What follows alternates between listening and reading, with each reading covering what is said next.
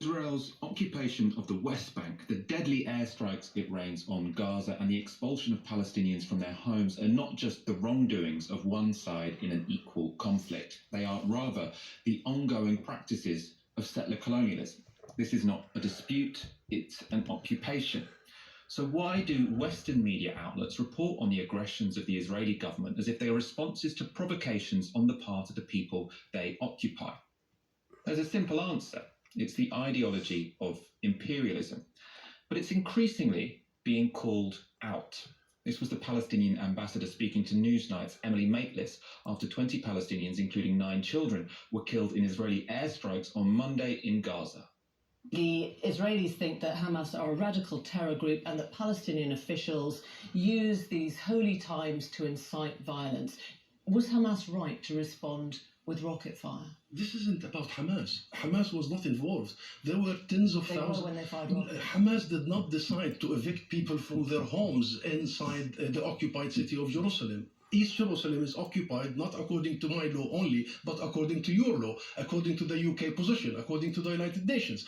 An occupation has to be temporary and it has to respect the rules that govern occupation. Israel has made mockery of these rules, particularly the issue of population transfers, ethnic cleansing, apartheid. I'm sure you have read the Human Rights Report. Those people have researched Israeli policies over the last 2 years.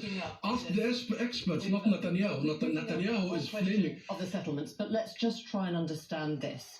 Because Dori Gold, the former Israeli ambassador to the UN, has told us it was pre-planned by Hamas, the march had nothing to do with it, you wanted to make Israel look bad. Do you condemn the rocket attacks by Hamas? I condemn I condemn Israeli aggression. I mourn for the 20 people who were murdered in Gaza only tonight. 9 of them are children. I am so sad to see the hundreds of my people being... I will do that in a moment. I'm asking you about Hamas's aggression. I am not aware of any Israeli who has been killed. And you ask me a question about violence and condemnation. Who should be condemned, Emily? Who should be condemned?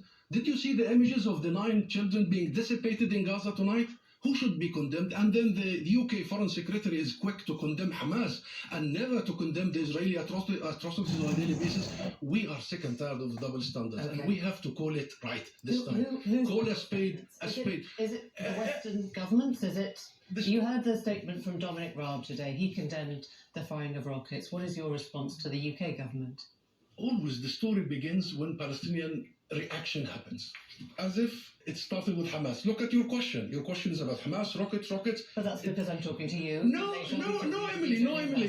I have done many interviews. It starts with the Palestinian reaction, with the symptom of the illness. It never visits the illness. The illness is that this state, Israel, the occupying state, has been applying draconian measures against our people in every sense, depriving them the right to move, the right to own their property, the right to work, the right to vote in a free elections, including in East Jerusalem, every right you can imagine, and not only by the way inside the occupied territories, but even inside Israel itself. There is a Knesset law that has deprived our people inside Israel their basic rights over having self-determination. This whole system has been built. Endemic in it is the racism, endemic in it is the vulgar ultra-nationalism. That's why you get people trying to defend their dignity. What he said there that really struck with me is this idea. He said it's always the story begins with the Palestinian reaction, the symptom of the illness. So he said, why are you beginning this conversation with rockets from Gaza when that completely just ignores the context that's happening here, which is this is a place which has been under siege. These are people defending themselves. I want to get up a tweet from Omar Badar, which I think, just really summarised this really, really well. It made a lot of sense to me. Made a lot of sense of what we're witnessing right now to me. So he says, 1, status quo, occupation apartheid is violence against Palestinians. 2, then Israel escalates through evictions, beatings, shootings. 3, then some Palestinians respond with violence. Then 4, then Israel responds with massacres. If you start reporting at number 3, you're misleading your audience. And clearly that's where that interview was starting with. That interview was starting with, were Hamas justified in sending rockets? It's ignored the status quo, which is occupation and apartheid, and it's ignored the Israeli escalations which preceded those rockets being fired. But still, Western media always starts with the rockets. So that makes it seem like, oh, it's just these two sides, it's this cycle of violence. Ash, I want to get your thoughts on this because, I mean, as Emily Maitlis said there, she sort of suggested, look, I'm going to now give some tough questions to the Israeli ambassador. I actually watched the show. She ends up, she does ask some tough questions, but none of them go into the issue of apartheid or occupation. They're all about, oh, maybe you're not responsible enough with your power. Maybe you're too trigger happy. None of them were really looking at the disease, which is occupation and which is apartheid. How do you think the media get away with it? Why do they do it? Why do they frame this as an equal battle between two sides? In order to address this question, one of the things that you've got to do is look at the ideology which is underpinning this entire discussion. Now, you correctly called it imperialism, but another word that you could give it is essentially a liberal outlook on international relations. So you can acknowledge that something is a conflict. You can even sometimes acknowledge that something is an asymmetric conflict where one side has got access to greater weaponry and technology than the other side. But what you cannot do and what you cannot get your own head around is the way in which even liberal states are complicit and active parts in ethnic cleansing and settler colonialism, because that is the narrative and the historical frame which makes all of this make sense, which makes that number one, day-to-day apartheid and dispossession, number two, escalation of aggression, number three, response of violence, number four, response of massacres. That is the frame which makes all of those things make sense. And liberal media, and when I'm saying liberal, I'm not talking here in terms of, social democratic or what do you think about wealth redistribution. I'm talking about, in some ways, that much looser ideological universe. Liberal media cannot make sense of this. It will not make sense of this, because then you have to ask the question of why. What was Britain's involvement in this? What was America's involvement in this? And how much do we put into maintaining a system of slow and then sometimes accelerated ethnic cleansing, where the day-to-day status quo of that system is apartheid? We do not have a media which is capable of addressing those questions. And as such, the humanity of Palestinians, and when I say humanity, I'm not just talking simply in terms of personhood. I'm talking humanity, the culture, the human rights, the right to self-defense, to resistance and self-determination. All of these things get pulled through what is essentially a war on terror frame. So it presumes that these people, most of whom are Muslim, are essentially terrorist or terrorist adjacent. It delegitimizes acts of lawful resistance and lawful self-defense against an occupying and out of control military force, and presents these things as terrorist and racialized threats which have got a particular salience within an ecology of images within a British and an American context. And so that's why you see there is this uphill battle when there are Palestinians making media interventions. Now, the Palestinian ambassador in Newsnight made a very forthright and a very compelling and a very convincing one. What's important, I think, is for all of us with what little comparative platform we have, compared to Emily Maitlis on Newsnight, is to talk about that framing which makes sense of what's going on and not fall into this delusion that what we're seeing is an equal-sided conflict in which both sides are equally to blame, and if everyone just, sat down, have a cup of tea, it would all be solved. No. That was one example of a Palestinian really impressively calling out a host who was, I suppose, giving this misleading framing of what's currently going on in Palestine. Another one is, or another clip that this one really went viral, was from Mohammed El-Kurd, a journalist whose family are at threat of expulsion from their homes in Sheikh Jarrah. He is speaking to CNN. Do you support the protests, the violent protests that have erupted in solidarity with you and other families in your position right now? Do you support the violent dispossession of me and my family? I'm just asking if you support the protests that are taking place in support of your family. I support popular protests taking place against ethnic cleansing, yes. Thank you very much for joining us. I really appreciate you taking the time to speak to us. Mohammed Al-Kurd, thank you very much. Thank you.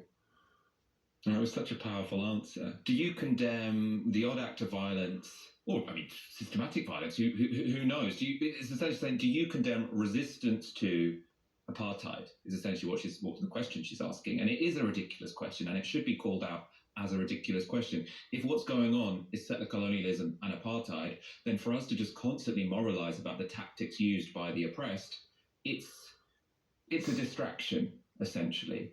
This bias that you've just seen from these hosts is also reflected in policy. I mean, absolutely reflected in policy, in fact. This was UK Foreign Secretary Dominic Raab's response on Monday night after 20 Palestinians, including 9 children, had been killed by airstrikes in Gaza. Raab tweeted, "The UK condemns the firing of rockets at Jerusalem and locations within Israel. The ongoing violence in Jerusalem and Gaza must stop. We need an immediate de-escalation on all sides and end to targeting of civilian populations." So that is just so duplicitous. The UK condemns the firing of rockets at Jerusalem and locations within Israel. That's the only thing he tweeted. There'd been 20 Palestinians killed. At that point in time, there'd been no Israeli killed. And he thinks that's a reasonable response. How more obvious could it be that you don't value Palestinian lives? Dealing with the Dominic Raab tweet first, there was a statement from an IDF spokesperson, which I think came out today. And what it said was there is one address in Gaza. It is called Hamas. So if you want to talk about targeting of civilian populations, the entire nature of what's going on in Gaza, the fact that it is essentially an open-air prison where most of the water isn't even drinkable, where there's, incredible levels of deprivation and unemployment, and that is what it is like during peacetime. It is made that way. It is allowed to be that way because the West maintains and shares in this delusion that the entirety of Gaza must be considered a legitimate terrorist target. Now, that is not something which is legal under international law. There are rules in terms of armed conflict, in terms of distinction and proportionality, and even during so-called peacetime, even during times where there is not the active bombardment of residential buildings, these rules of disproportionality and distinction are not respected. That's why it exists as an open-air prison in the first place. So talking about the targeting of civilians, as if there is any equality between the firing of rockets, most of which are caught and destroyed by the Israeli Iron Dome system, and what goes on in Gaza on a day-to-day basis is at best delusional and at worst actively complicit in racism, imperialism, and ethnic cleansing. And as for the CNN clip, again, another wonderfully strong intervention, because it's a silly question. It's a fundamentally silly question, because what you never hear, and what you never hear put to spokespeople for the IDF or to the Israeli government is, well, what would you consider a proportionate response be to the ethnic cleansing of your people? Because then we can get away from this discourse, and it is a nonsense discourse which treats all acts of violence the same. Of course, in an ideal world, we think that all acts of violence should be considered with equal moral weight and equal political meaning. But we do not live in that world, and we do not live in that world because there is an uneven distribution of violence in the world. So in the face of your oppression, your dispossession, your bombardment and your arrest and your obliteration as a culture, what do you think is a reasonable means by which to express dissent and to resist that ongoing process? Now, that is, of course, an open political question. Where people draw the line is different, but it is, in fact, a political question and not simply a moral one, which means that you can look at what's going on, not just in Gaza, but across the occupied territories, and issue a blanket condemnation, which is, in effect, a blank check for the ongoing abuse of power and ethnic cleansing perpetrated by the Israeli state and settlers. I mean, we've just been talking about how it's ridiculous to see all violence as the same, because one side here is being occupied and one side is the occupier. In fact, though, most of the mainstream media and the big Western powers, they do the opposite. Basically, any violence by the occupier is legitimate and any violence by the occupied isn't. So it's completely through the looking glass. And the best example of this was from this week. It was a response of Joe Biden's spokesperson on the Middle East to the airstrikes and the rockets we're currently seeing. We're speaking of the principle of self-defense. I'm asking if you think that the principle of self-defense applies to the retaliatory, the airstrikes that they're conducting in response. Matt, this is a very fluid situation. I would hesitate to comment on operations beyond, the rocket fire that is clearly targeting innocent civilians in Israel. So I would hesitate to speak to specific operations that have just occurred, but the broader principle of self-defense is something we stand by on behalf of Israel. Yeah, but do you think that an Israeli military response to the rockets coming in, a military response to the rockets coming in is covered by this broader rubric of self-defense, right? Self-defense often does authorize the use of force. Thank you, Matt. I want to ask you about East Jerusalem, but let's talk about what you said about the principle of self-defense. Does that in any way apply to the Palestinians? Do they have a right to self-defense? Do Palestinians have a right to self-defense? In broadly speaking, Saeed, we believe in the concept of self-defense. We believe it applies to any state. I don't think that I certainly wouldn't want my words to be construed as. I understand. I want to ask you, I don't want to harp on this either, but the Israelis killed 13 people just now, including maybe 5 or 6 children. Do you condemn that? Do you condemn the killing of children? Saeed, I'm asking, do you condemn the killing of Palestinian children? Obviously, and these reports are just emerging, and I understand, I was just speaking to the team, I understand we don't have independent confirmation of facts on the ground yet, so I'm very hesitant to get into reports that are just emerging. Obviously, the deaths of civilians, be they Israeli or Palestinians, are something we would take very seriously. Okay. You're going to know as soon as I read what your answer was that there's a big problem with it. You said, well, not a problem, it just doesn't answer the question. We believe that it, meaning the right to self-defense, applies to any state. Well, you see the problem, right? Yes? Do you regard Palestine as a state? I wasn't referring. Do you don't in the context of the ICC and the UN? So are you saying that you do not? If it applies to any state, are you saying that Palestinians don't have a right to self-defense? I was making a broader point, not attached to Israel or Palestinians in that case. So they do have a right to self-defense. Matt, I'm not in a position to debate the legalities from up here. What our message is one of de-escalation. That was just disgusting to watch, actually, essentially. He's saying when Israel bombs Gaza, when Israel bombs Palestinians, that's self-defense. States have a right to self-defense. If they feel like they're at risk from rockets which are being fired, then they have a right to respond, essentially however they want. If they bomb tower blocks, so be it. That's the right to self-defense. He's saying, but the Palestinians, you see, they don't have a state, so they don't have the right to self-defense. All they have is terrorism. And so you can see this way whereby he has basically automatically legitimized the violence of the oppressor and automatically delegitimized the violence of the oppressed. That's why I say it's through the looking glass. It is, the precise opposite of what any moral compass should tell you in this situation. As Ash said, you can have legitimate debates about how oppression should be resisted, right? So there will be people that say even if a people are colonized and oppressed, I'm not comfortable with them using violence. It's a fine position. But to say the oppressor can use violence, the oppressed cannot, and to almost have these sort of rules, which means that's by definition the case, it's just phenomenally disgusting, really. Ash, I want to bring you in on this because this isn't the Trump administration. This is the Biden administration. And we know that, on certain issues, when it comes to, fiscal policy, for example, they have been fairly progressive. And Biden is seen to be a president who does, listen to the left. But when it comes to foreign policy and policy on things like Palestine, I mean, it's hard to imagine a response that's more reactionary than that, really, isn't it? I mean, look, when it comes to America thinking that the security interests of Israel are in line with American geopolitical interests, this is, of course, something which extends for a much longer durée than the appearance of Trump, and it is truly, I think, an issue of bipartisan agreement.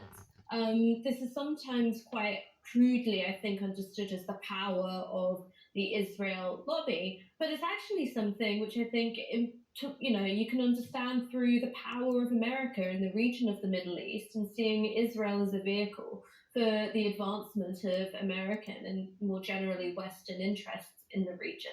And so that's why I think you do not have a serious tilt leftwards from Joe Biden or his spokesperson, although you may see perhaps much less flagrant support for the expansion and the activities of Netanyahu, and you might have a bit more considered or muted condemnation than you certainly would have had under Trump.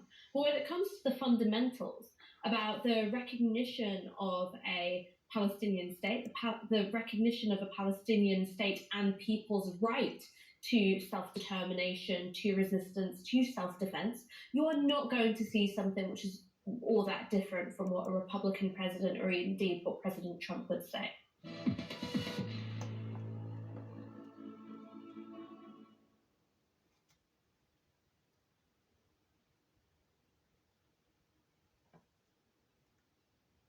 Watch how he responds to this caller who opposes the government ban on public bodies boycotting Israel and territories occupied by Israel. This extremely bloody stupid racist bill has got to be challenged by that raft of people that have got themselves together. This is absolutely disgusting, and what I'm really annoyed about it is fundamentally undemocratic.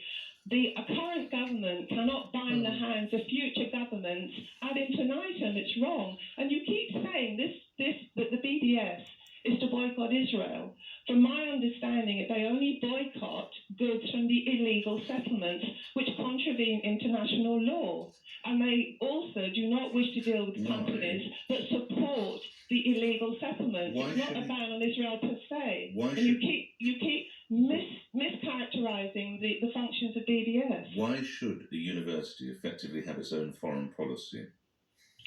We all have a fundamental right to support international law.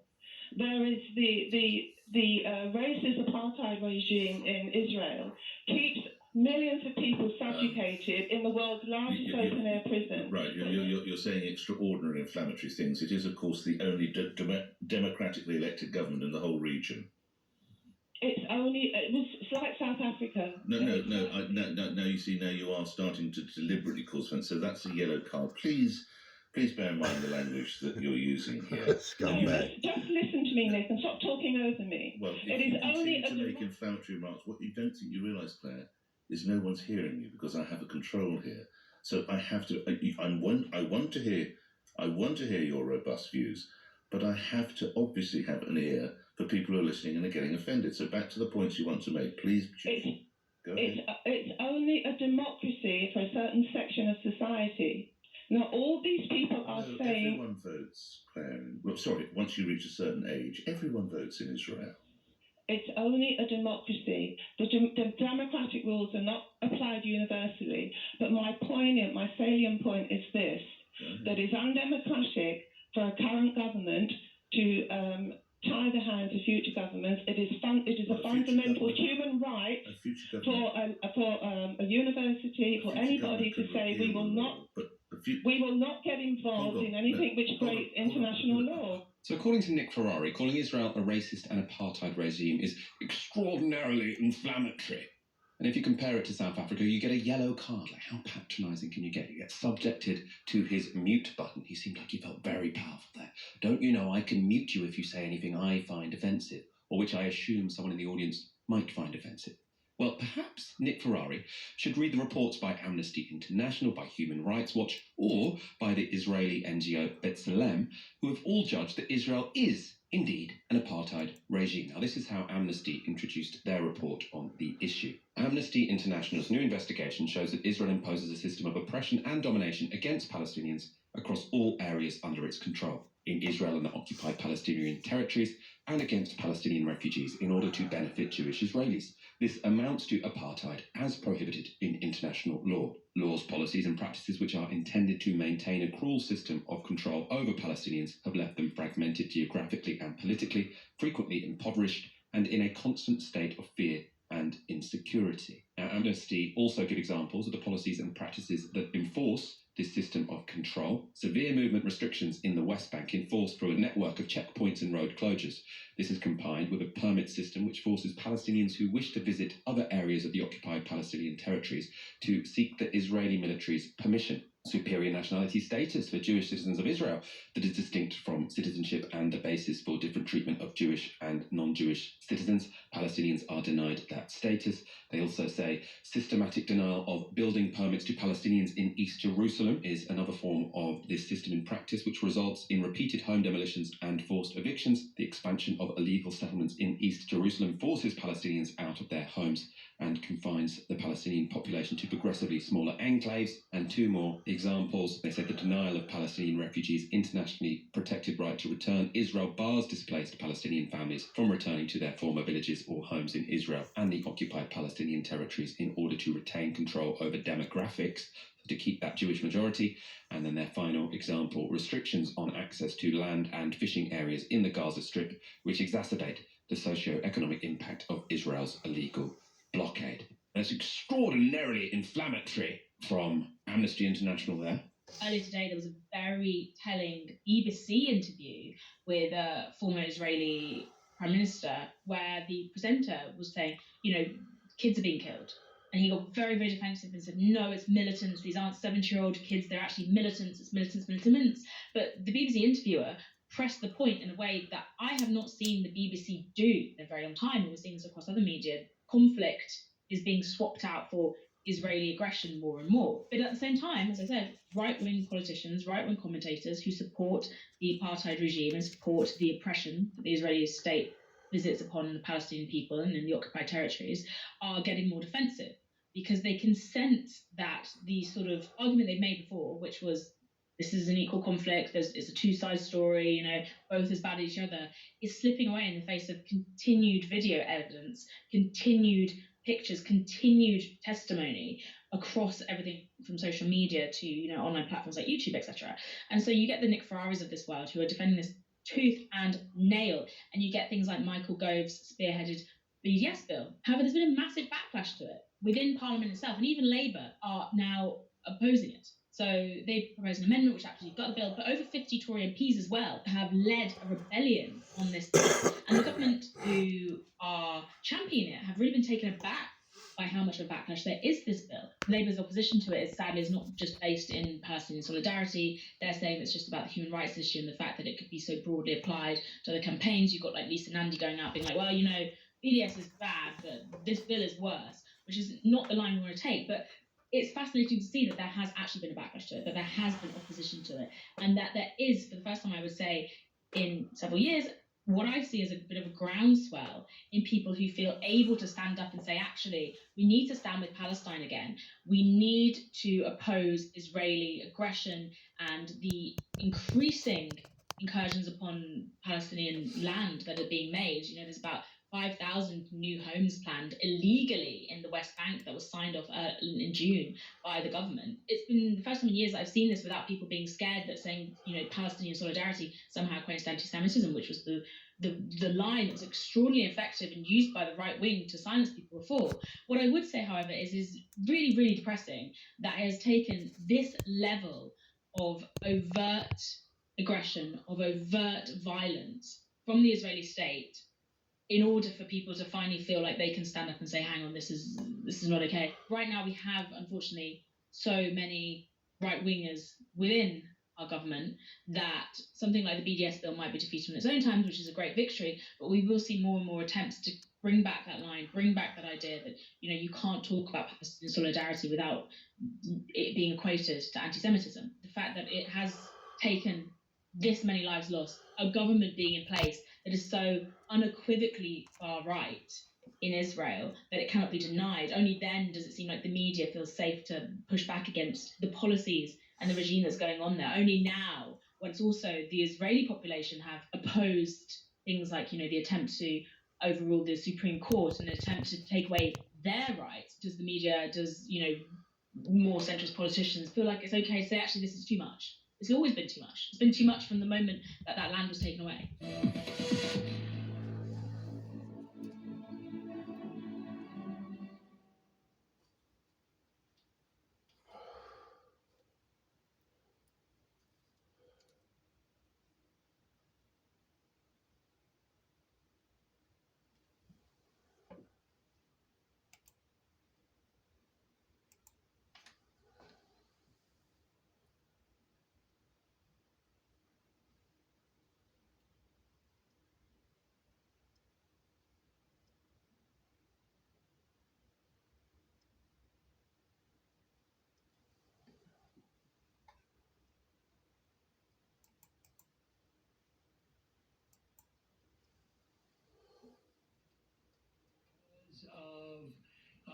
Of things he had said about the Israeli. He'd basically been pro-Palestine for a while, and he's also a professor, if I'm not mistaken. But he was fired as a CNN contributor, and it seems like he has a new home at Al Jazeera English, and he was doing this interview with the former Israeli foreign minister, and Danny Ayalon is his name, and the line of questioning here and what he gets him to really admit or at the end, I just think is incredibly instructive. And I want to just point out that the current government of Israel is the most right-wing, both as a function of like ethno-nationalism and religious fundamentalism that Israel has ever had.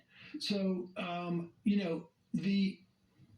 what takes some coaxing of former Israeli government officials. Now, many of these current Israeli government officials are like 2 steps out from it, and you don't need to coax them. That's their. It's not a bug. It's a feature. We played on Friday, I believe, opened the show with Naftali Bennett, former Israeli prime minister, who was the PM in the brief period that Bibi was out of power. Was basically getting outraged over a British media presenter or anchor asking him about Palestinian children, just getting really, really upset, saying, "You're asking me about Palestinian civilians? How dare you?" Yeah. And that's kind of just the broad sentiment that has now taken over in this in Israel, I would say, right now. Although Haaretz, other 972 magazine, other left-wing publications within Israel are doing a great job of trying to at least beat back some of the insane desire for blood that we're seeing, but still not enough because of people like this are more representative of how those in power feel. I mean, I think 2 things. Oh, sorry, we're going to play this clip. He said that the humanitarian situation, quote, will only deteriorate exponentially, and that crucial life-saving supplies, including fuel, food, and water, must be allowed into Gaza. So the UN is saying you must do this. You are saying you're not going to do this. How do you? No, we're not saying that. He's saying doing it immediately. What I'm saying is what you're doing. No. He's saying doing it immediately. I got you. I'll tell you exactly what we're saying. I'm saying we will do everything for the Gazan people. Once and now, we demand immediate surrender, unconditional surrender of Hamas. If Hamas people come out with their hands up and clear their weapons, believe me, everything will be restored to Gaza. It is Hamas in Hamas hands. Okay, now I understand. Thank you for clarifying that, sir. I think we're actually on the same page here. You're saying that once Hamas leaves, you'll grant the Gazan people food, shelter, fuel, electricity, hospitals, schooling. And if they don't, and if Hamas doesn't leave, then they'll continue to starve and die in hospitals. You are defining for the international community right now collective punishment. You're saying until Hamas acts differently, the 2 million people in Gaza are going to be treated this way. And once Hamas acts differently, these 2 million people in Gaza will be treated better. That is exactly what collective punishment is. You're holding them accountable for the actions of others. That is the definition, the textbook definition of collective punishment, sir. And now you may accept that that's what you want to do, but this is absolutely a contravention of international law. Well, I'll tell you exactly. No, if we pushed them into the wall, not pushing them to the wall. We want to open a humanitarian corridor so they can leave. But if Hamas, so then who can leave? Citizens? You're saying civilians can leave, but only through the Rafah border, correct? At this point, yes. So they can't come. Whereas your country, they can come into Israel. I'm telling you one more thing I want to say. I want you to address that point. Don't just smile, sir, respectfully. You're saying you're making a corridor. They can go to Egypt. You're bombing them. You say you want to save them, but they can't come in. First of all, I'm not smiling. I'm crying in my. Yeah. I'm horrified by the framing of this. He's got a monitor behind him, and he's in front of the monitor, and he's not in front of the air conditioning unit that's on the left. Yeah. Come on. But well, first off, they've been bombing the Rafah passageway. I mean, they're blaming it on Hamas now. I mean, there have been the evacuation. Just double check that. I've seen a video of one explosion that has been broken down. That there is skepticism as to whether that has been, and I wouldn't necessarily put it beyond Hamas. To make that exit also difficult. I mean, it wouldn't be beyond them. But the idea that it is ludicrous that Israel would take in these refugees versus Egypt. I mean, just contemplate that for a moment. How sincerely do they actually want to protect these the people living in Gaza? And I would imagine it would be a massive undertaking that Israel could barely sustain in taking in these refugees, which is what people should understand.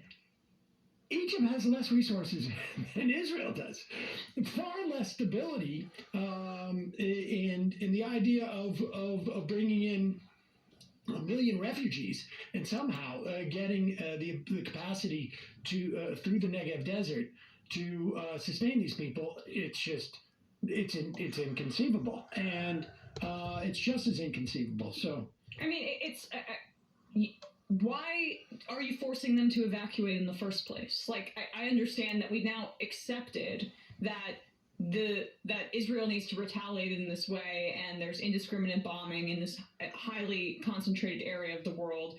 It's 145-ish square miles. It's the size of Detroit. 600,000 people live in Detroit. Over 2 million people in Gaza. I mean, we shouldn't accept that premise on its face, because they're setting up a narrative where, well, we told them to leave so we could seize their land. And a lot of people who live in Gaza are saying we will die in our homes because we know if we leave, we will never see our homes again. They got chances here rather than the Sinai Desert. I just don't even like, exactly. And I don't, you have to push back on that as well, because this is not the Israeli government being magnanimous. This is them saying, get out of the way because we're bombing this regardless. And they will eventually, it appears, via ground invasion, attempt to seize territory there. I mean, like, I wanted to read a little bit at one point, this Haaretz op-ed. But, I mean, just to respond to something that guy said there, this expulsion is mass collective punishment that provides an omen of what's to come. Israel is saying that the northern Gaza Strip has to be cleared of Hamas, and then it will move further south.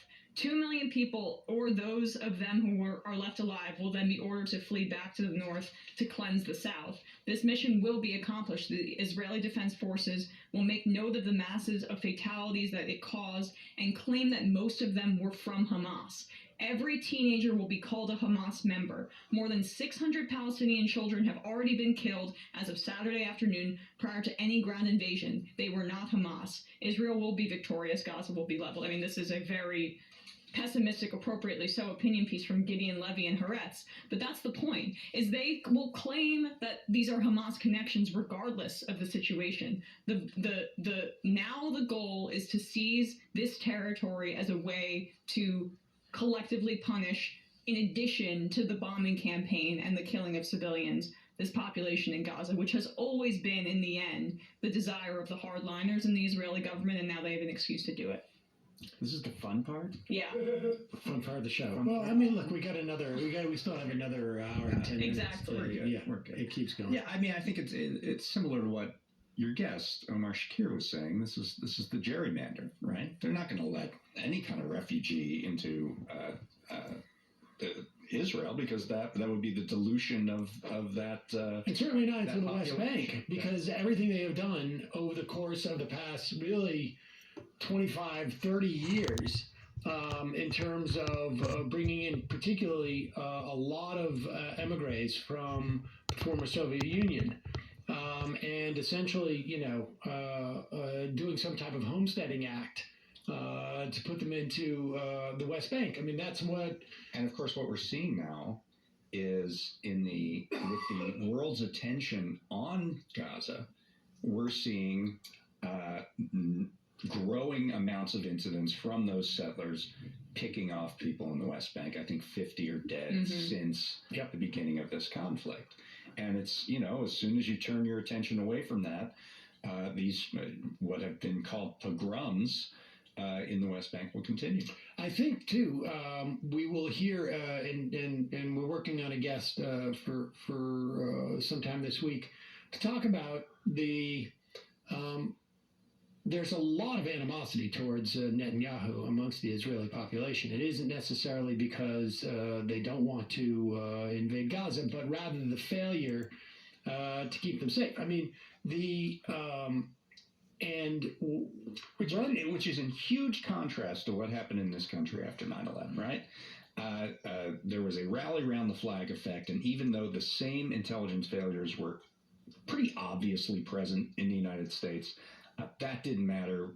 People, I believe Bush at the beginning of the post 9/11 period had 90% approval. Yeah, it's a contrast. It's a complete contrast. The context is different too, because in Israel, part of the reason why there were no military personnel down or sufficient numbers in that area was because they were sent up to the West Bank to essentially midwife, for lack of a better term, some of those pogroms. The building of a Sukkot, which is a way you celebrate Sukkah, a holiday almost like a Thanksgiving holiday, if you will, about the harvest in Hawara. I may be pronouncing that wrong, and so there's that resentment, but also, one of the fundamental aspects that you hear in terms of arguments in terms of justifying Israel is the need for Jews to have a place in the world where they can feel safe in the wake of the Holocaust. And even that project, because I'm one who I think things could have changed. There was a moment, I feel like Israel was at a crossroads, and that it may have ended with Rabin's assassination. But the project of all the projects involved in the establishment of Israel, the security one does not seem to be working. I mean, this is this is the fundamental sort of was the organizing principle of Israel, was a secure place for Jews. And so the failure of Netanyahu, and we're talking now, and really, if anybody inherited the legacy of Ariel Sharon, it was Netanyahu. The failure of this ideology over the course of the past 2 to 3 decades in terms of securing Israeli security, that is something that was fundamentally different from the United States. Is that embedded in the entire rationalization and the excuse making, if you will, or just the sort of legitimacy, whatever your perspective is, of Israel, is this notion of security. And that project, I think it's very hard to argue, has not fundamentally failed. Because what is clear at this point is, regardless of how much you suppress these people, and just the entire reason of the demography that our guest was talking about in the evacuation of Gaza. That number, you had 8,000 settlers, you have like 1.4 million, probably at the time, 5 at the time of the sort of unilateral disengagement from Gaza, as opposed to like the sort of the keeping it as a prison. That demographic dynamic is playing out in the country writ large now, and it's really just a matter of time. And I think like the one thing that really this attack showed the Israelis is that this project, this approach, has been a failure. It will be a failure because, again, they can eliminate Hamas, maybe 2/3 of it, or half of it, or they can decapitate most of its leadership. But the resent that will be generated, the pain and destruction they're going to create, is essentially like a petri dish for their next generation of enemies. Unless they genocide, unless they do like a more full-scale genocide, and they really, really kill a lot of people. Well, I mean, it's just not. They're just not. I mean, but that's that's underneath. That's the undergirding impulse underneath all of this. I mean, they're saying a lot of Palestinian advocates are saying this is genocidal rhetoric, and I don't think that is hyperbolic in any way. I mean, the only thing that's keeping them from, I would say, going full bore is the fact that right now, at least Biden and some members of the United States government are starting to preach some sort of restraint, and you're seeing that on the international stage at the very least. Well, that's the one like kind of sliver of hope that I have, and great Jewish groups doing wonderful work like If Not Now and Jewish Voices for Peace rallying in front of the White House today. It's actually a rally there right now. We have somebody over there. Good, good, yeah. What I would say is, you look at the internal politics of Israel. We have seen over the last decade large and growing protests and riots against the Netanyahu government. They weren't about security at that time. In 2012, I wrote about this in my book, Monopolized. There was these mass protests about the price of food, about the price of housing, about the tycoons who control many parts of Israel's economy. That ended up resolving in a number of reforms, including one that took prices for cell phones down 90% in Israel. In the last year, we've seen large and growing protests over the essential overthrow of the judiciary. Those have not yet been resolved. They're kind of on hold as we wait for this situation to resolve itself with its unity war cabinet. So Netanyahu already was on very thin ice, and the security issue was what overwhelmed those other very large-scale protests, very large-scale dissent inside Israel. And now that has bowled over. I have seen videos of cabinet members in Israel going into these border towns and essentially being thrown out, being told, get the hell out of here. We don't want anything to do with you. You've destroyed our lives. I don't see a way back. And then so internally, what does that mean for Meretz? What does that mean for the other governments, the other potential parties that could pick up the slack? In a country where they've had 4 elections, I think, in the last 4 years, all of them essentially deadlocked, where they were looking for more support on one side. This is what can tip that over. Now, I don't think that necessarily changes the security question.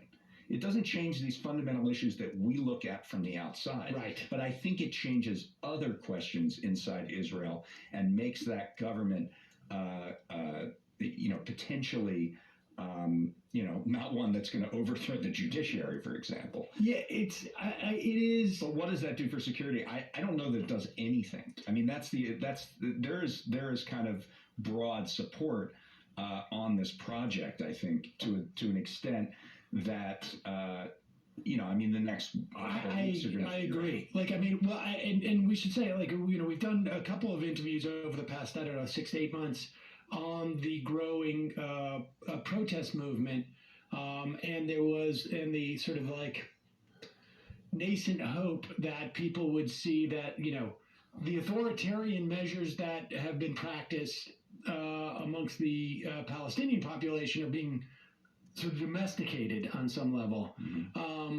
I think the attack by Hamas sort of may squelch that sort of like aspirational sort of development. But part of the problem too is that, you know, 20 years ago we could talk about an Israeli left, but I don't think that really exists. You know, to the extent that we don't have a left in this country, like a meaningful left. You know, whatever constitutes the left or did in Israel, I don't know that there is one there. There may be a you know, like a potential for like a Nixon to China type of like somebody. I'll give you an example.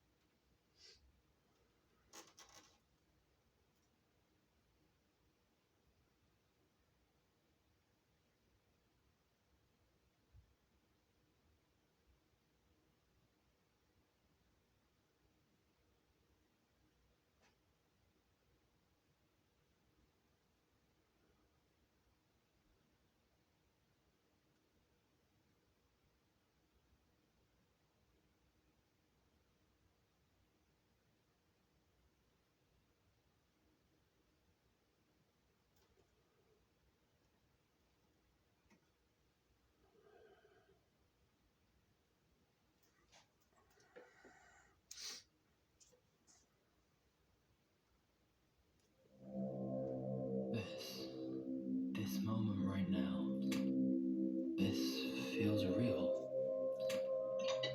But is it?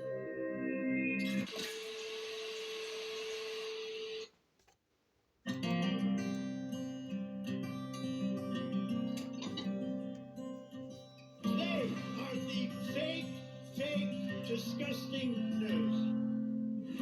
People look like they have a much better life than they really do.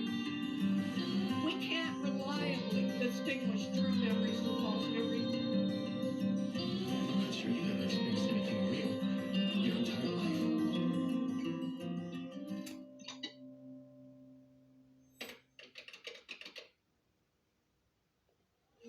There's a famous quote that says a lie gets halfway around the world before the truth has a chance to get its pants on. This quote is widely attributed to Winston Churchill, which is a lie, ironically. There's no evidence he ever said that. But it seems the quote itself has some truth, as an MIT study found fake news spread 6 times faster than true news.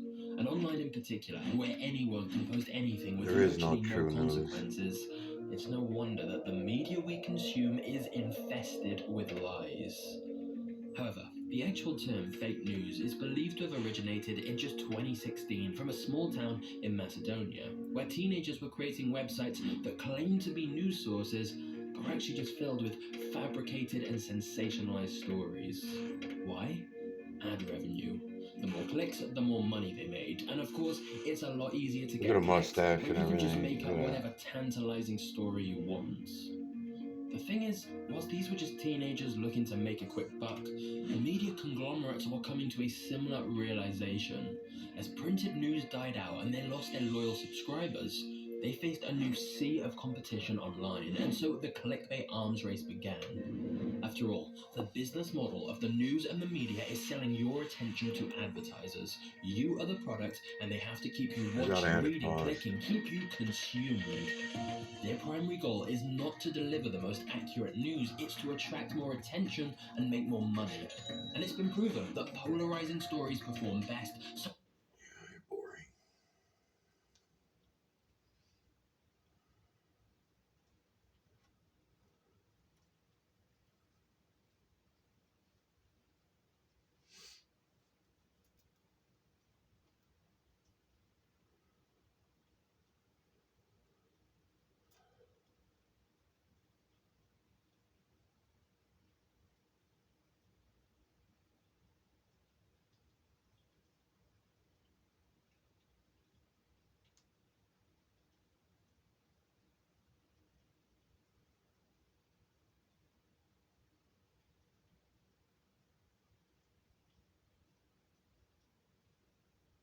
It's all garbage. It's all fucking garbage. Can't find anything good.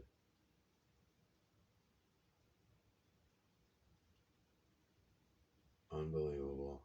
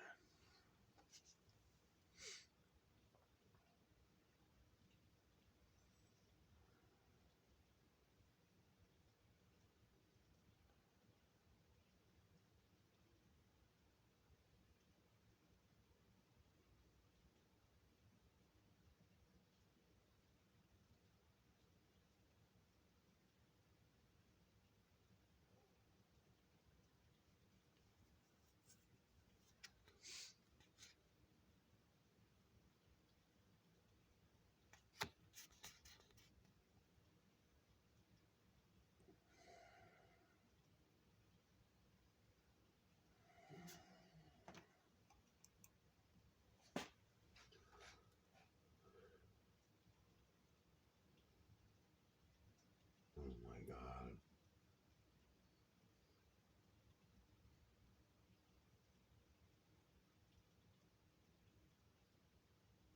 It's all garbage. Fuck.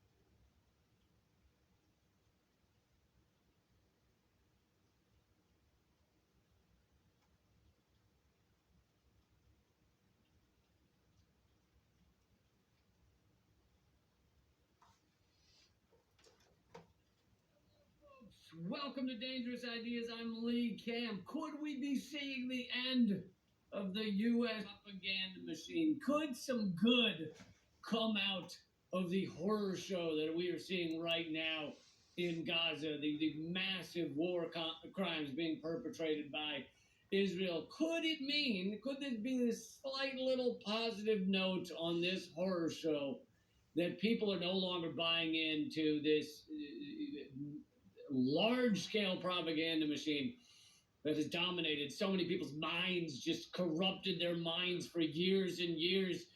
But a lot of the world's not buying it anymore.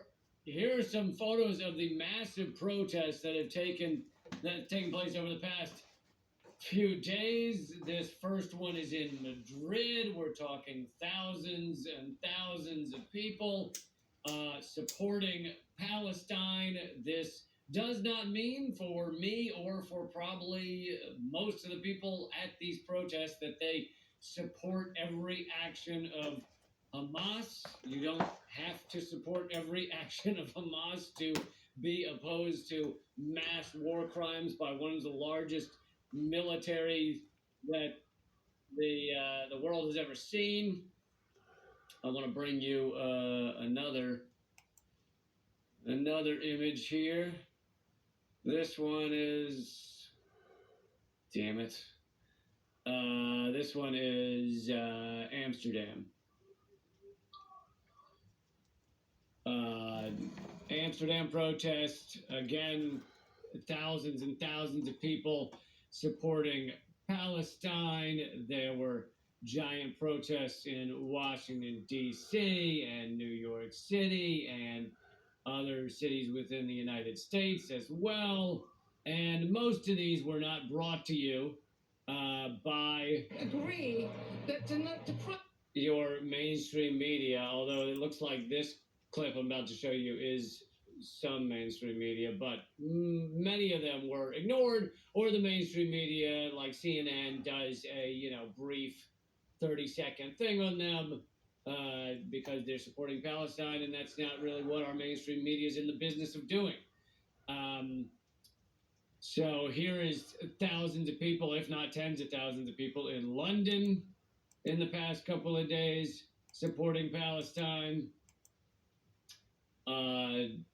Large protests really everywhere in so many large cities supporting Palestine, opposed to the war crimes being perpetrated by Israel, opposed to an open-air prison in Gaza, opposed to 2.2 million people having their water and electricity and medicines and everything else shut off, food shut off into the area, which is also a war crime that is causing mass harm to civilians, which is not legal. I'll be getting into more of that, not legal under international law, but I'll be getting into more of that. I'll be getting into how Israel is reshaping international law as we speak, what they're attempting to do in many ways. And I will also get into debunking the human shields garbage. This is in France, in Paris, where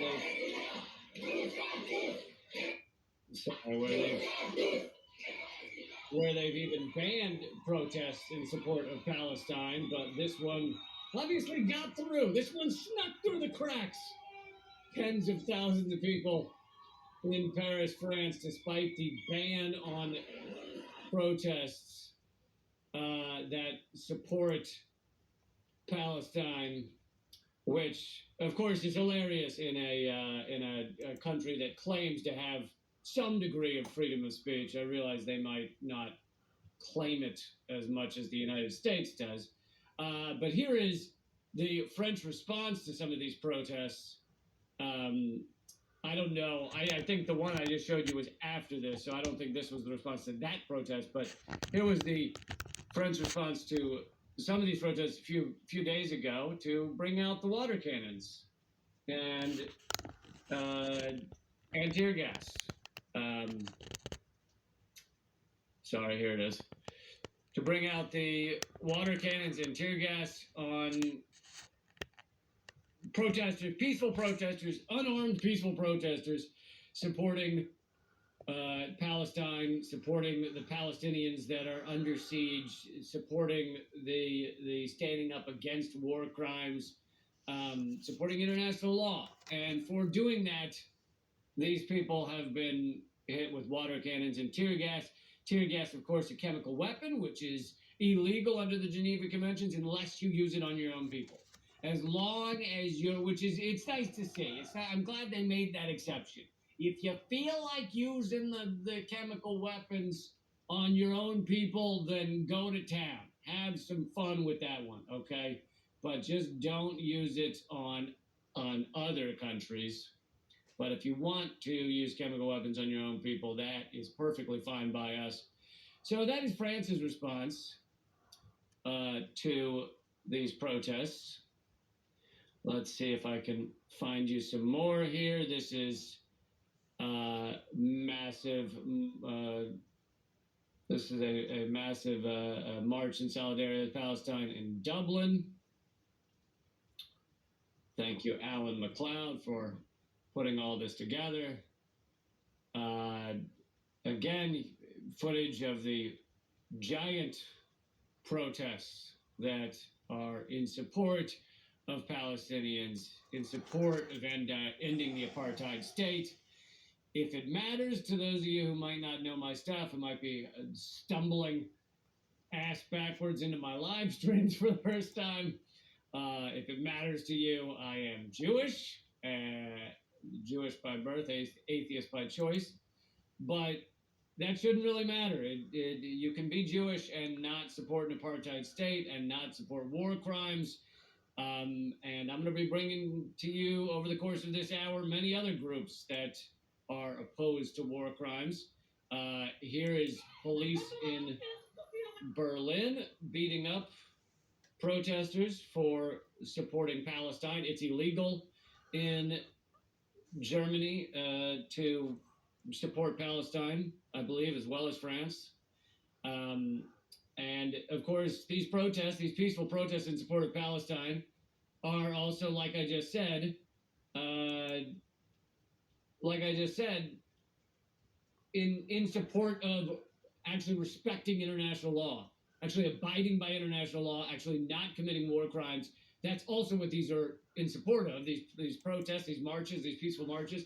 And so when police, really fascists, beat up those who want nations to stick by international law, that makes them fascist. That makes them the arm of a fascist state that will not let you speak up and say we should abide by the international laws against war crimes. Thank you, Claude, for the donation. Claude says hi from Quebec. Sorry we got Trudeau. You're a great reporter. Thanks again, Claude. I appreciate that. Let's see what else my friend Alan has for us. Here is Stockholm, which I was there not long ago. And I never saw a protest this large. I went to some Assange protests, free Assange protests that unfortunately were quite small there, but this obviously much larger in support of Palestine. That's good to see in Stockholm. This square, which I've been to that square, it's quite large. So this is a significant number of people, and it doesn't look like it ends at the square either. It seems to go beyond it. So that seems like a large number of people. And Sweden is known for kind of bowing down and agreeing with anything the United States does. Big fans of the U.S. there. Big, love the U.S. So to see even this many people in Sweden standing up for Palestine is great to see. Here's Glasgow.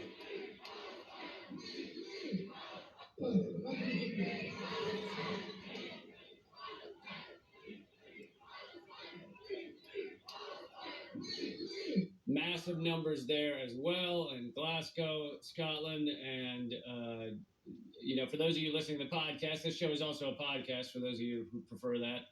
It's called The Lee Camp Show on Spotify. It's called Moment of Clarity on other platforms. For those of you listening to the podcast, when I say, I'm playing a clip of a massive crowd in Finland City, Dublin, Paris, whatever, just picture a lot of people.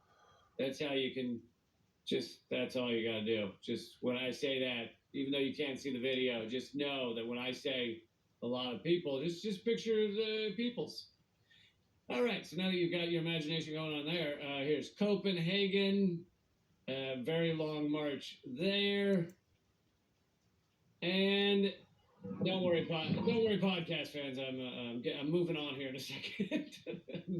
This entire show is not just look at this many people, but the reason I thought it was important to bring you all of these large groups is because this is the opposite of mainly what the mainstream media shows. And again, I'm not saying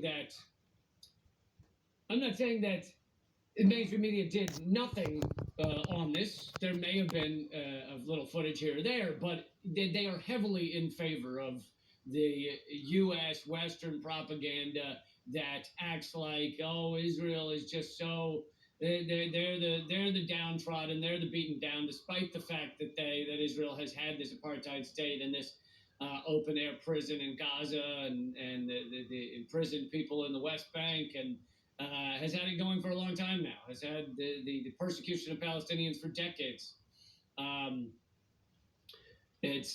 So I thought it was important that I bring you some of this footage of the other side where people are very much rallying for Palestine.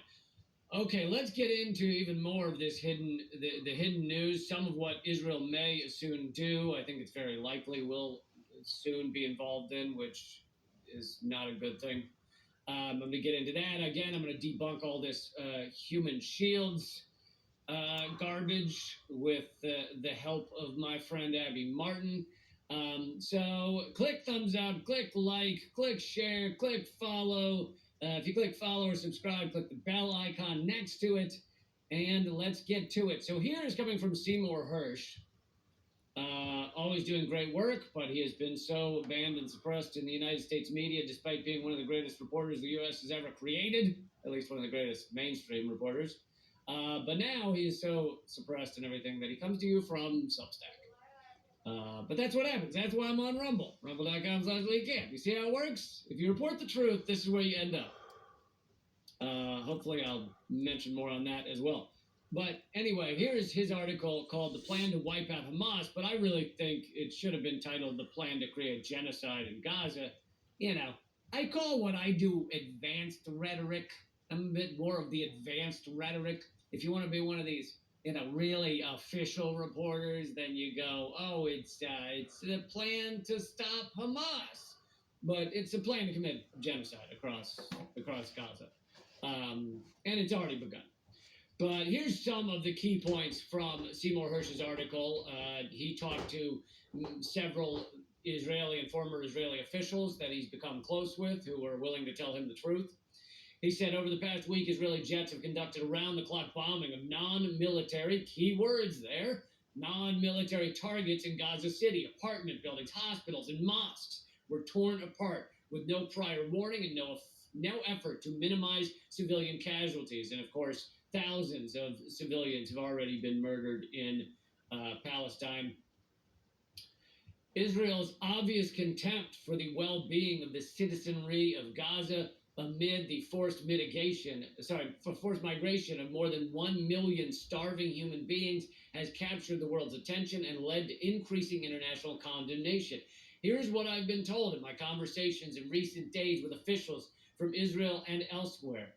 One veteran of the IDF said the Israeli planners don't trust their infantry. This is interesting. Although most of his article does not have to do with how strong the Israeli military is, there's at least one or two statements in here about how they don't actually want to have like a ground war. I mean, I don't know. It wouldn't be much of a war, I would think, because it's simply the overwhelming Israeli military power in terms of just obliterating everything. But anyway, this former IDF veteran is saying the Israeli planners don't trust their infantry. The insider said not their willingness to go to war, but what could be a disastrous lack of combat experience. Meaning, Israel would rather bomb the shit out of Gaza from the sky, rather than get involved in anything on the ground.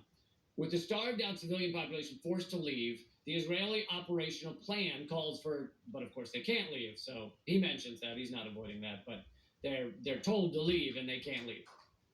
With the starved-out civilian population forced to leave, the Israeli operational plan calls for the Air Force to destroy the remaining structures in Gaza City and elsewhere in the north. Gaza City will be no more. Israel will then begin dropping the American-made, keywords there. Thank goodness our lovely government is involved in this mass murder. The American-made 5,000-pound bombs known as bunker busters, or JDAMs, in the flattened area where Hamas fighters are known to live. And just let's pause there for a minute and say, whenever we see Hamas fighters, sometimes, yes, it is actual, veteran fighters, but often it's an 18-year-old with a gun. This is not, 50% of all Palestinians in Gaza are under 18. So it is children, it is anyone that is willing to take up a gun to defend Palestine. I'm not going to defend the actions of the Hamas attack. I'm opposed to killing civilians in all regard, but I'm bringing you the side of this that is completely covered up by your mainstream media, or largely covered up. So these bunker busters and improve. So, but here's something that horrified me. An improved version of the weapon, these bunker busters, known as GBU-43B, depicted by the media as the mother of all bombs. You might remember that phrase. Was dropped on a suspected ISIS command center in Afghanistan by the U.S. in April 2017. An early version of the weapon was sold to Israel in 2005. This thing is called the mother of all bombs because it is the largest non-nuclear bomb in existence. It can destroy all life and buildings for like a mile. For anyone anywhere nearby, it would seem like a nuclear bomb had gone off. And Trump, I often mention that Obama and Trump both war criminals, as is Biden, and they drop thousands of bombs. Their Pentagon drops thousands of bombs a year. They don't give us the numbers anymore. Trump stopped the reporting, but in the first year of Trump in office, 40,000 bombs were dropped by our Pentagon. In the final year of Obama in office, 26,000 bombs were dropped by our Pentagon. Both of those are massive war crimes, killing God knows how many civilians, and that's both Obama and Trump. So if you sit there and you're still under the naive impression that these two parties are different or somehow one's the good guys, you'll be wrong. Anyway, this massive, nearly nuclear bomb it very well may soon be dropped on areas of Gaza. An early version of the weapon was sold to Israel in 2005 under Bush, I guess that is, but I imagine much of this, here he continues. The improved laser-guided version was authorized for sale to Israel by the Obama administration a decade ago.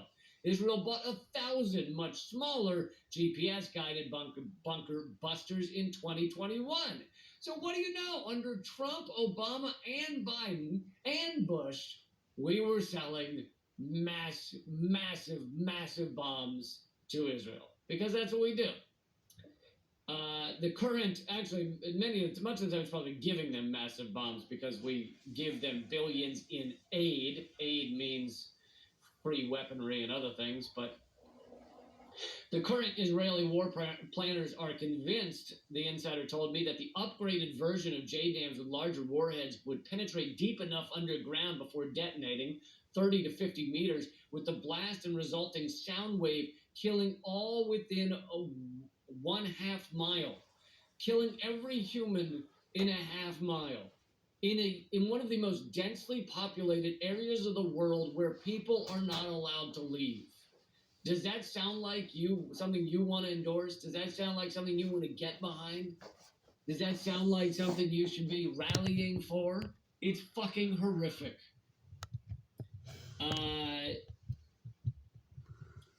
So Israel is doing this thing where they're dropping leaflets telling people to leave. I have covered how it is impossible for people to leave Gaza. The only exit that was still allowing humans, as opposed to materials, the only exit that was still allowing humans to leave into Egypt has now been closed, or mostly, almost 100% closed. And so there's not actually any escape. And so they're dropping leaflets, and you might think, why would they do that? Why would Israel drop these leaflets saying, leave if people can't leave a prison? Well, because they believe that then gives them cover for war crimes. Basically, if they drop leaflets and say leave and then obliterate thousands of innocent civilians, they can go, we told them to leave. We said it. There we go. Why did they not? And apparently, and you'll love this, where do you think they got this idea from? Maybe us.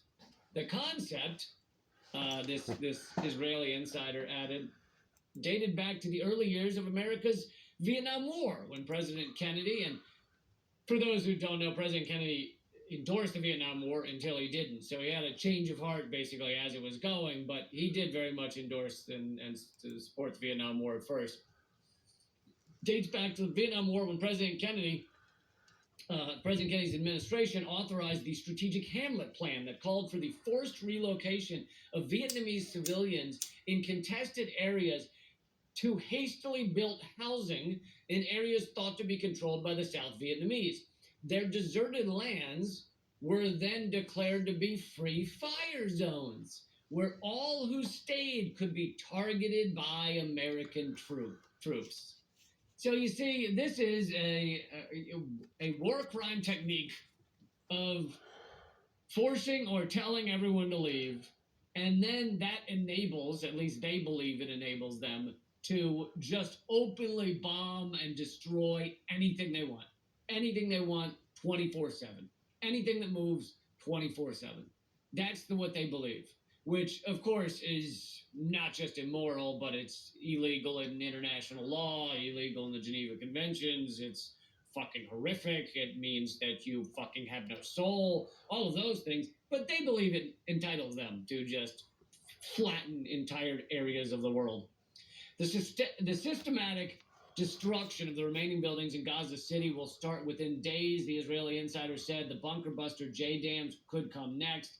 Then, in the planner's scenario, I was told the Israeli infantry will be assigned to mop up operations, searching out and killing those Hamas fighters and workers who managed to survive the JDAM attacks.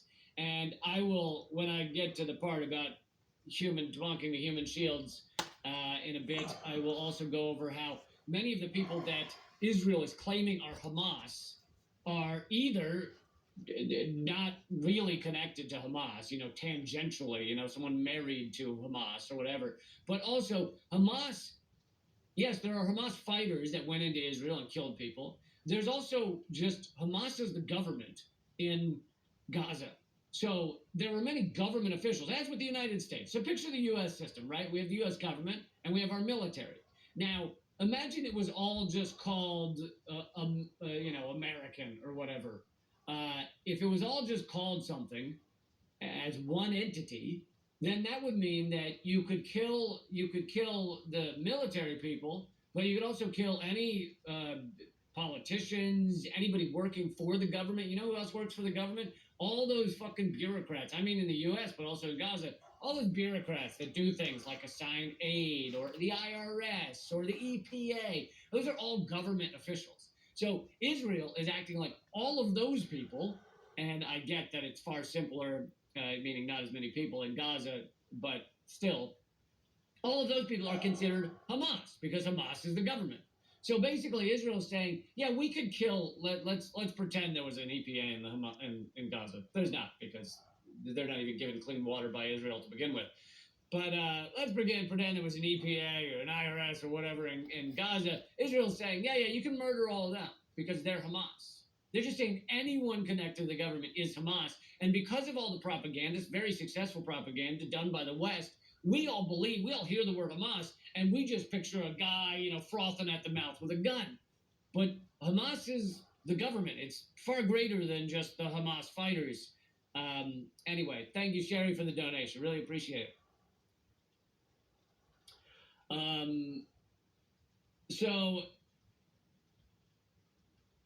And they got this idea of just killing anyone in the whole area after telling people to leave from the United States, the Kennedy administration. So thank you. I don't know that he came out with it. Could have been another dude. But thank you, Kennedy administration, for giving Israel the idea to commit these war crimes. Okay, moving on. I have so much more to bring you, so please hang in there. Please click like, click share, and leave a comment. That always helps things as well. Let's see. I'm going to get to video of an Israeli soldier saying that they are at war with civilians as well as Hamas fighters.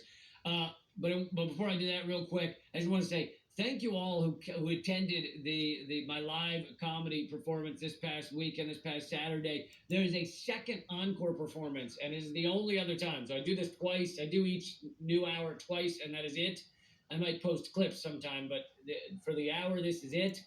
And if you want to be a part of that, that's Wednesday at 1 p.m. Eastern. That's 6 p.m. London time. So this is better for you Europeans and UKers. That's the official term, right? UKers. It's better for the Glaswegians, my favorite pluralized term. And 10 a.m. Pacific if you're an early riser and you want to catch it. Anyway, that's the only other time I'll ever perform it. It's live via Zoom, so it is live. It's not a video. And you can get tickets at leecamp.simpletix.com. It's $5. leecamp.simpletix.com. And it was a great evening. This next one won't be evening, but it will also be great. No, it'll be a great time, and you know, unfortunately, unfortunately, none of it has to do with Israel and Palestine. So if you need a break from Israel and Palestine, come to the comedy special. You can attend via Zoom, only $5. Come on, that's affordable. leecamp.simpletix.com. Okay. Oh, thank you again to Not Bloody Likely. You rock. Thank you guys for the super chat donations. This is pretty amazing that you're doing this. I also find it incredible that YouTube hasn't demonetized everything I do yet. But okay, so I mean, my main channel was banned around the world, so they did. But the new one, the new channel. Anyway, you get it. Okay, so let's see. Let me bring you. This is video, a very short video, but it's worth it, of an IDF soldier telling, I believe it's CNN, that Israel is at war with civilians, which I feel like was, he maybe went a little off script on this one. I feel like you're not supposed to admit that you're at war with civilians.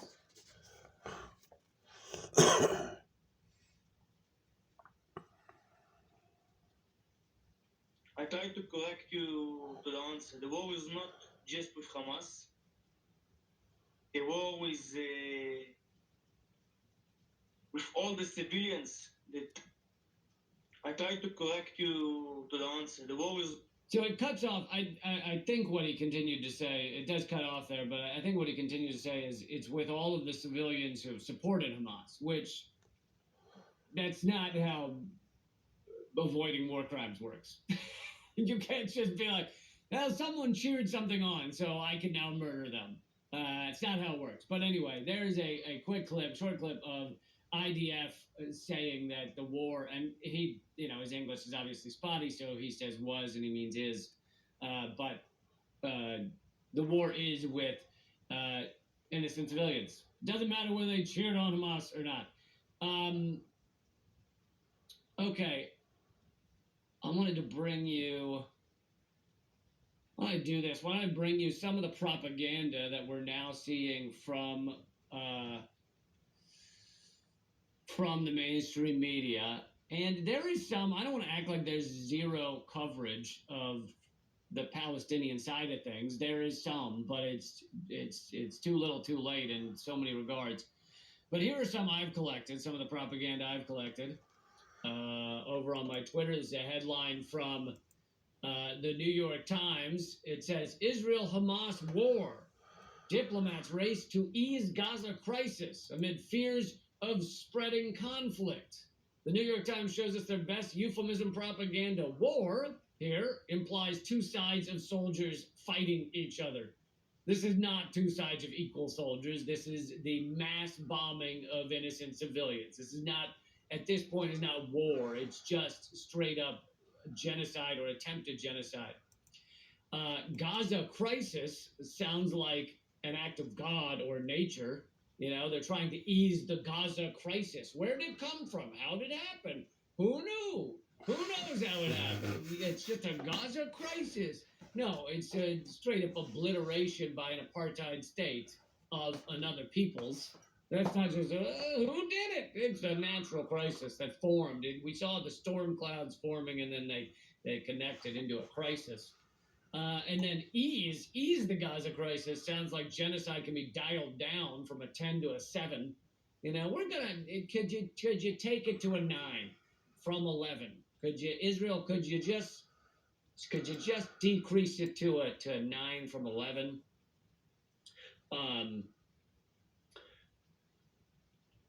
Here's another one, this is the CNN one, saying the U.S. is mounting a frantic effort to head off a wider Middle East war, which is really what you want. You want one of the largest perpetrators of death and destruction around the world over the past 50 years to stop war. They're the ones you should call. You call Ghostbusters for ghosts. You call the U.S. to create peace, right? This is like calling in LeBron James to stop all people from playing basketball. It doesn't make any sense. You don't call in the most murderous, fucking villainous. We've killed 6 million, according to the Brown University Cost of War, 6 million just in the global war on terror just in the past 20 years. 6 million. And we're being asked to ease tensions, to bring peace to the Middle East. I also, on my Twitter, highlighted how MSNBC has a area of their page that says the human toll. Here's the human toll of the war in Israel and Palestine. And it's about 3 of the videos, I believe the videos, it's about 3 videos of Israelis who lost loved ones or, heard or were there for horrible things or saw something. So, basically touched by the trauma of the terror. There's about 3 videos of Israelis for each 1 Palestinian. So they don't do 0 Palestinians, but they do about 3 to 1, which is just about the reverse of the actual death toll. If they're going by death toll, it should be the reverse. It should be 3 or 4 videos of Palestinians saying how horrible it is, how they've lost their son or daughter to fucking endless bombing and apartheid and oppression and abuse and siege, to every one Israeli who was harmed by this attack. That would be the rational and logical thing to do, but that's not how MSNBC works, right? They want you to believe that there are 3 Israelis harmed for every 1 Palestinian. Okay, I want to bring to you, this is a pretty amazing analysis by Jonathan Cook. He's an independent journalist. And, actually, I should mention this first. MSNBC, because since I was talking about how bad the media is, MSNBC pulled their 3 Muslim American hosts off the air. They're trying to argue they didn't, but they took all 3 of them off their shows. I know Mehdi Hassan was one, Ali Velshi was the other. Sorry. Is it Mehdi Hassan? Yeah, Mehdi Hassan. And Ali Velshi is one of the others, and I can't remember the third. But here's Yahoo News coverage of it. Inside MSNBC's Middle East conflict, which is kind of a bit of a euphemistic way of saying that. MSNBC has quietly taken 3 of its Muslim broadcasters out of the anchor's chair since the Hamas attack last Saturday. The network did not air a scheduled Thursday night episode of the Mehdi Hassan show. They also reversed a plan for Ayman Mohyeldin, I don't know him, to fill in this week for Joy Reid. And they also pulled Ali Velshi off the air. So these are 3 Muslim American hosts that they've had, but interestingly, these guys, and I know I've seen plenty of content from Mehdi Hassan and Ali Velshi. Ali Velshi, I think I even spoke to in person once. And they are basically courtesans for empire. They do U.S. propaganda 97% of the time. Mm-hmm. But the thing is, they are more fair, slightly more fair, when it comes to the Palestinian cause. They tend to give, at minimum, even-handed coverage, but probably sometimes even pro-Palestinian coverage, likely pro-Palestinian. They're not going to I don't think they're going to call Israel an apartheid state or anything, but they will talk about how difficult it is for Palestine. I remember Ali Velshi did a segment talking about the Great March of Return and how many innocent people were being killed there. Now, he still did some of the propagandistic euphemisms like talking about how Palestinians were hit by bullets, the old passive voice. Who hit them? Who knows? They just rained down from the skies. But anyway, MSNBC pulls these 3 Muslim American anchors, despite the fact that these guys are propaganda shows for the empire. They are slightly more fair on Palestine, and MSNBC can't have that.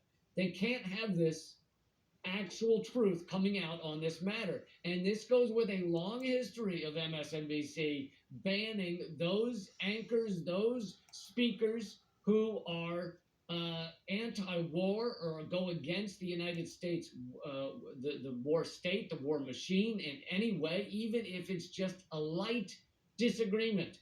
When going into the Iraq War, MSNBC canceled their highest rated show. Their top dog, Phil Donahue, was the top rated MSNBC show at a time when MSNBC was really struggling. They were pretty young and they were struggling. And they got rid of their top guy because he was anti-war. He was anti the invasion of Iraq under false pretexts, and they fired him, essentially, pushed him out. They also, and many people don't know this, they also got rid of Jesse Ventura. Jesse Ventura had signed a multi-million-dollar deal to be one of the tentpole shows for MSNBC. I think they had hoped that he would replace Phil Donahue as the top show on MSNBC, but Jesse Ventura, because he was a Navy SEAL, is largely because of that, is anti-war, and he was anti the Iraq War, and he was anti-invading Iraq, and he was saying that at the time. And he told me, Jesse Ventura said on my show that that MSNBC called him and asked whether he could reverse his view on the invasion of Iraq and whether he could support the U.S. military. And he said, no, I'm not supporting war. And so they then paid him, and he was a little vague. He didn't want to give the exact number, but he said it was closer. I think I said something like multi-million, and he said closer to $10 million. $10 million just to go away, just to get out of his contract, just to send him off into the woods so he wouldn't be anti-war on their channel. That is how committed MSNBC is to being pro-war, to endorsing the U.S. empire's endless war state. And now we're seeing it again with the Israeli-Palestinian conflict, to use the euphemism. And you know, the MSNBC has responded to these articles saying they pulled these 3 Muslim American hosts by saying, no, they didn't, because they're still using them as contributors. And it's like, you still took them off their shows. So you still pulled them. Even if there's a big difference between having someone host an hour and having someone come on for 3 minutes and give the Palestinian view on things. Big difference. Thank you, Jay Blue, for the donation. Appreciate it. Okay, so I'm about to get into this. It's a terrific analysis by independent journalist Jonathan Cook about how Israel has used Gaza as a testing ground, really as guinea pigs for various things. It really is fascinating, and so many great points made. All the rest of this live stream, and then I'm going to bring you also my friend and yours, Abby Martin, clips from Abby Martin debunking this whole human shields thing. All of that is at rumble.com/Lee Camp, as well as my locals page, leecamp.net. Join me over there. It's free to watch at rumble.com/Lee Camp. That's rumble.com/Lee Camp. I'll put the link in the chat just to let you be lazy. Just this once. Hold on. Jesus. You people make me do all the work. Okay, so there's the link for Rumble. Join me over there. And the other thing is, if you want to support this show, then please become a member at leecamp.net. You get my new ebook, Dangerous Ideas, for free. If you become a member, you get plenty of exclusive content. And today you would get an exclusive segment. I'm going to do an extra segment for all of you at Locals. So everybody over there at Locals at leecamp.net, please hang out. Don't leave when this hour is up, because I have a special segment for you. All right. I will see everybody at Rumble. And if you're on Rumble right now, nothing changes. If you're on Locals, nothing changes. But just give me a second here.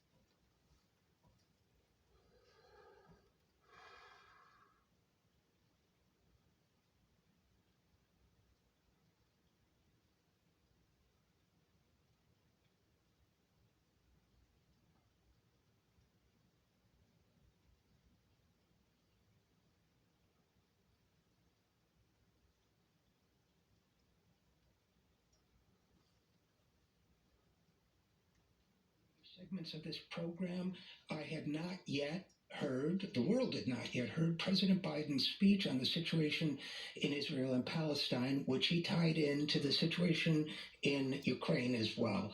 I think it was an important speech, tragically important, tragically wrong, but important. And I didn't want to let this week go by and let this week's episode go by without some commentary on it. So if you'll bear with me, I'm going to play audio clips of that speech, and I will use those audio clips to the best of my ability to be the source of the commentary I want to give for you today. So again, please indulge me because technically it's a little tricky to do this, but I'm hoping that in doing so, you'll get some value out of it.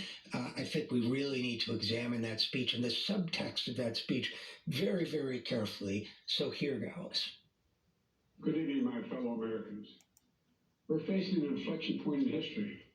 One of those moments where the decisions we make today are going to determine the future for decades to come. I can't argue with the president there. I think that there's no question that these are becoming critical moments in American history and world history, human history, and I'm afraid that we're hurtling down a precipice of conflict and potentially of enormous and incalculable proportion as we do so. So that's why I take this speech so extremely seriously.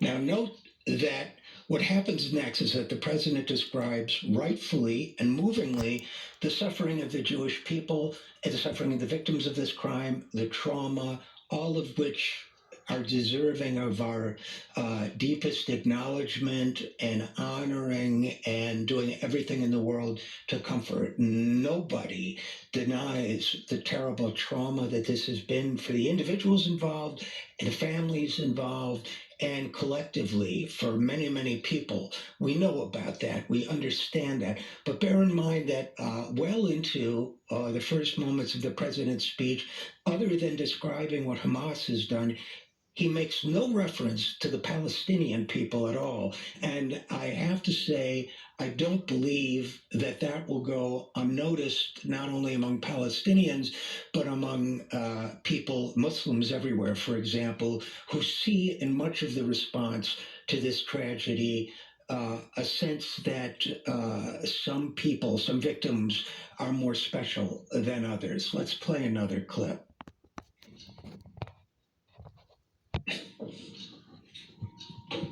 As president, there is no higher priority for me than the safety of Americans held hostage. The terrorist group Hamas unleashed pure, unadulterated evil in the world. But sadly, the Jewish people know perhaps better than anyone that there is no limit to the depravity of people when they want to inflict pain on others. Now, what the president has done here still hasn't mentioned the Palestinian people, except to comment on the pure, unadulterated evil of Hamas. So we see now a couple minutes of empathy for one group and the only mentioning of members of another group being those perpetrators who are evil. So, I don't think that this, again, goes unnoticed.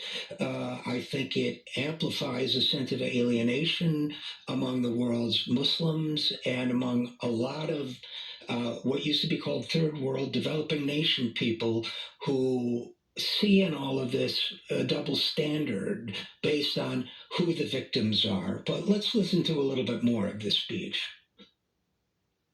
In Israel, I saw people who were strong, determined, resilient, and also angry. In Israel, I saw people who were strong, determined, resilient, and also angry. Again, no words about Palestinians who have seen the deaths of more than 1,000 children, as well as thousands of others, since the bombing began in Gaza. A bombing that was, according to the statements of Israeli leaders, was a self-described collective punishment. That's a war crime and an assault on people they described as human animals. Not a word yet about their suffering. Not a word yet about the Palestinian people as a people. Let's listen to a little more. in shock and in deep, deep pain. I also spoke with President Abbas, the Palestinian Authority, and reiterated the United States remains committed to the Palestinian people's right to dignity and to self-determination. Notice the sudden and, to me, shocking shift in tone when he moves to the Palestinians. Nothing about their humanity, nothing about their suffering, nothing about their pain, nothing about the good qualities of them. It becomes businesslike, official. I spoke to their president, who's, by the way, not the president of Gaza because of the political divisions there. And I told him, we'll do what's right. This, to me, again, devastating and sending a signal that I don't think the president really wants to be sending at this point. Now, what did the president of the United States say to the president of the Palestinian Authority? Let's listen.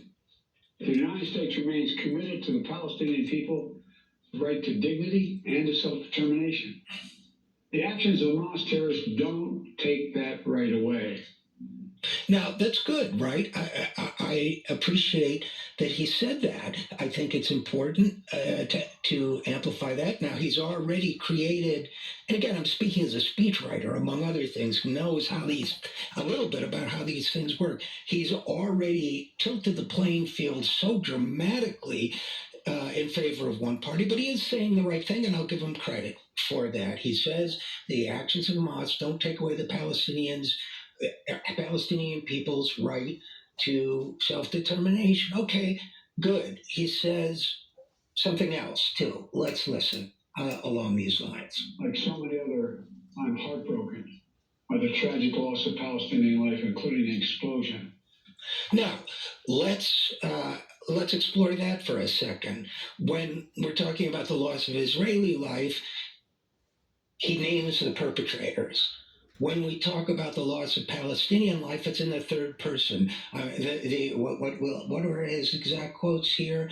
I'm heartbroken by the tragic loss of Palestinian life, as if it were just an act of nature, as if there had been an earthquake or a flood or a tornado, never mentioning who is taking those Palestinian lives, with whose equipment are those Palestinian lives being taken. Then he references the explosion at the hospital in Gaza.